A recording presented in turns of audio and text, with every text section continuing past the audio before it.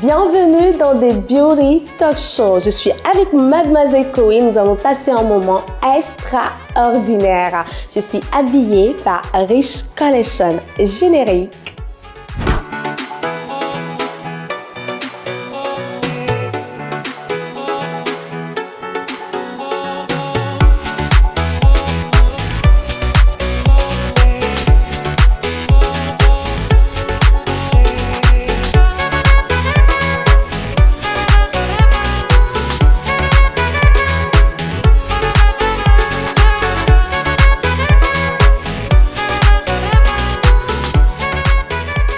Ça va Chloé? Ça va. Aujourd'hui, j'ai envie de manger un bon plat très épicé et accompagné d'un bon champagne. Qu'est-ce que tu nous sers aujourd'hui, Chloé? Je vous sers la propreté. C'est quoi encore ça? C'est quoi? Parce qu'il faut laver les pinceaux, laver le blender. Ah là là. Donc aujourd'hui, on va parler de propreté, d'hygiène. D'accord. Voilà. Donc, on a demandé un peu, comme d'habitude, à nos tatas dans la rue, ce qu'elles en pensent d'une maquilleuse qui arrive pour leur mariage ou pour le maquillage d'anniversaire. Elle ouvre sa mallette, le blender est sale, les pinceaux sont sales, elle ouvre la palette même. C'est que... Donc, cette cliente, par exemple, ou cette tata, qu'est-ce qu'elle penserait de la maquilleuse? Est-ce qu'elle aurait le même engouement pour le make-up ou tout de suite, elle va se sentir un peu bizarre? Donc, on regarde ça. Suivons la vidéo.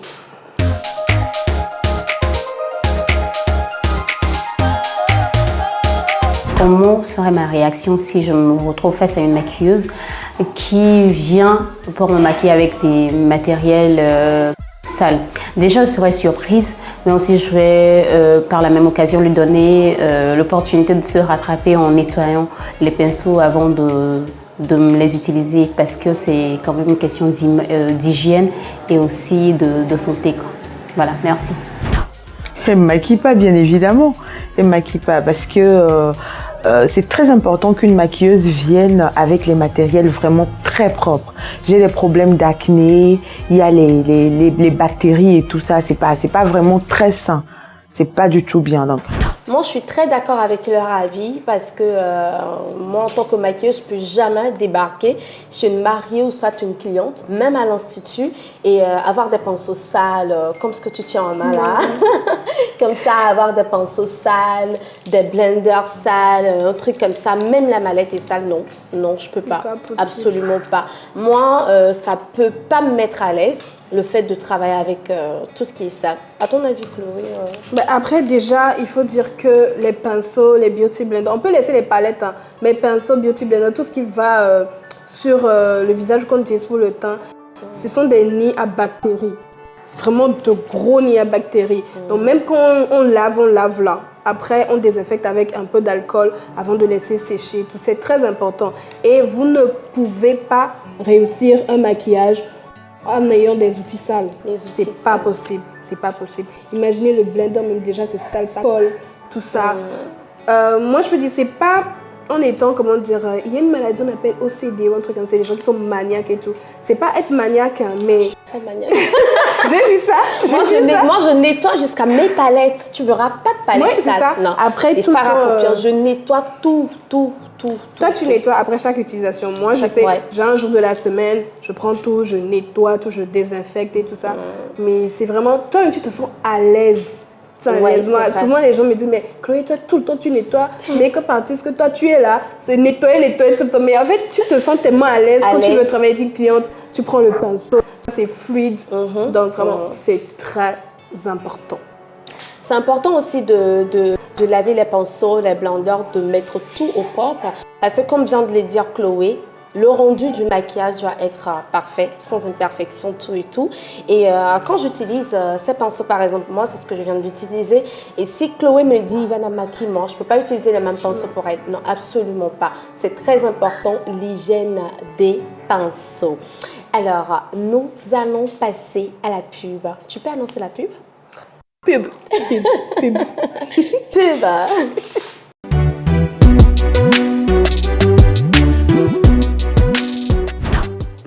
proposons le savon noir marocain avec un mélange d'huile naturelle d'où nous donnons le nom Natural Soap Ivana Touch.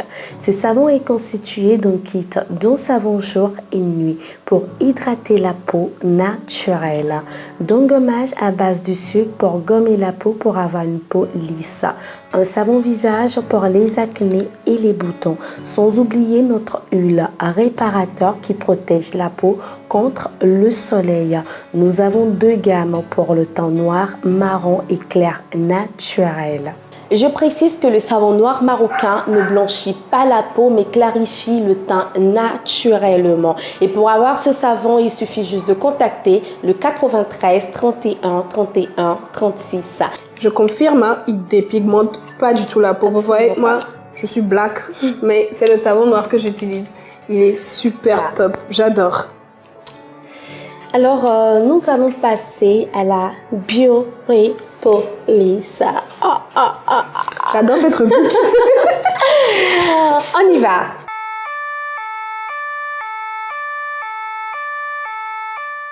Donc, Evie, Oui. je me promenais, je faisais ma ronde sur Instagram et j'ai aperçu, j'ai entrevu Non mais vas-y, arrête.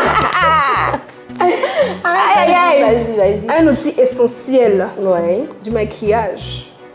Mais, l'aspect de cette mousse, ce beauty blender, j'ai pas compris en fait. J'ai pas compris. On vous montre une image rapide là. J'ai vraiment pas compris. Tu as vu, qu'est-ce que tu en penses? Bon. En tout cas, c'est un beauty blender. Un beauty blender pour tous ces vraiment. hectares. Voilà, un beauty blender. Après, bon, voilà, on critique pas. On critique pas, mais moi personnellement, Ivana personnellement, je peux pas l'utiliser parce que je veux pas venir dire c'est troué, c'est ci, c'est ça, c'est sale, c'est ça, mais c'est pas Moi, je pour peux moi pas. professionnel. Ouais. Moi, je peux pas l'utiliser personnellement, donc je peux pas l'utiliser à une cliente limite. Voilà quoi. Moi, je peux même pas l'avoir dans mon salon. Hein. Ouais. Parce je peux que pas quand je l'avoir. vois ça comme ça m'énerve. Je peux pas l'avoir dans mon salon. Je vais juste jeter. Et je jette tout le temps, je change tout le temps. Ouais. Parce que vraiment, c'est très essentiel. Surtout la mousse là. Ça garde trop de microbes. Trop de microbes. Trop de microbes. Et là, on sent qu'il y a beaucoup de produits à l'intérieur. Il y a la crasse. Et puis, Il y a la crasse. sinon, joli maquillage quand même. Oui, très joli maquillage, très bonne technique. On aime On adore. le final, Et puis, mais voilà. l'outil à revoir. À revoir. Sans rancune. Hein. Alors, nous sommes arrivés à la fin de notre émission. On vous donne rendez-vous très prochainement. Au revoir. Au revoir. C'était nous. Nous avons parlé des hygiènes des matériaux et là, je vais vous montrer comment laver les pinceaux sales et le blender. Je prends ça. Ça, c'est un savon de Marseille que vous pouvez avoir dans les boutiques. Je frotte.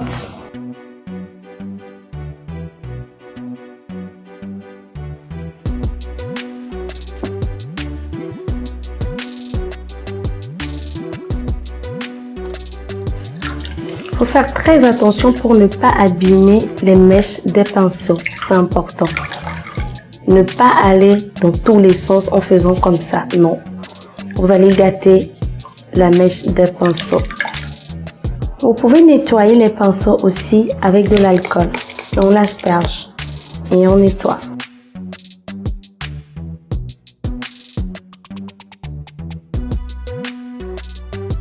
Et là, c'est bon, vous allez remarquer qu'il n'y a plus de matière. Ce qui veut dire que le pinceau est propre. Et là, nous allons laver le blender. Je le mets ici, toujours. Et qu'est-ce que je fais? J'appuie pour faire sortir la matière du blender. Je ne fais pas comme ça. Non, je vais déchirer le blender. Je remets, j'ai enlevé un peu de matière et je mets sur le savon.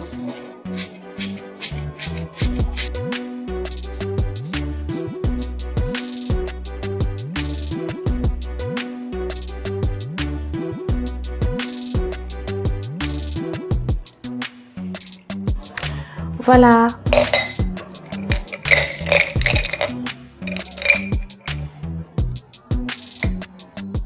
Au revoir.